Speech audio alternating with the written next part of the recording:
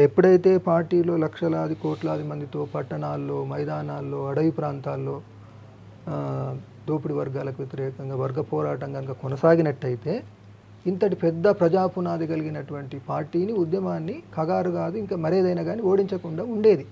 అది కాబట్టి రాజకీయంగా మేము ఏదైతే సకాలంలో సరి అయిన నిర్ణయాలు తీసుకోకపోవడం అనేది జాప్యం. దాని తదనంతరం ఏంటంటే మేము ప్రోగ్రాం తీసుకున్నాం కానీ దానికి అవకాశం లేని విధంగా తెరిపి లేకుండా ఆ 21 నుండి సమాధానం కొనసాగించారు. దాని వైఫల్యాలను సమీక్షించుకొని మరింత భారీ స్థాయిలో ఒక యుద్ధాన్ని, కగారు యుద్ధాన్ని, పిచ్చుక మీద బ్రహ్మాస్త్రం అంటారు కదా, అంటే ఒక పార్టీ కార్యకర్త వెనుక, ఒక ప్రజా గెరిల్ల వెనుక 100 నుండి 200 మందిని మోహరించి, ఒక ఆయన ఉన్నాడు అనుకున్నట్టయితే 100 మందిని మోహరిస్తారు.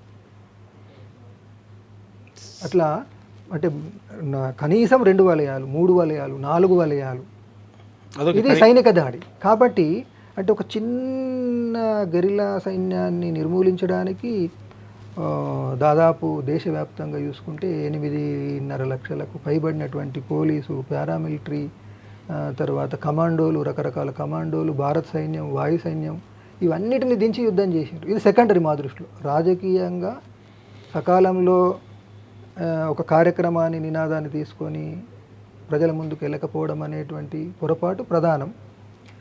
ఈ సైనిక శక్తి చిన్నది కాబట్టి మరి చిన్న శక్తి ఇంత పెద్ద శక్తితో ఎదుర్కొన్నప్పుడు గెరిల్ల ఎత్తుగడలు అంటాం, గెరిల్ల యుద్ధ ఎత్తుగడలు, అవి నిజంగా అజేయమైనవి.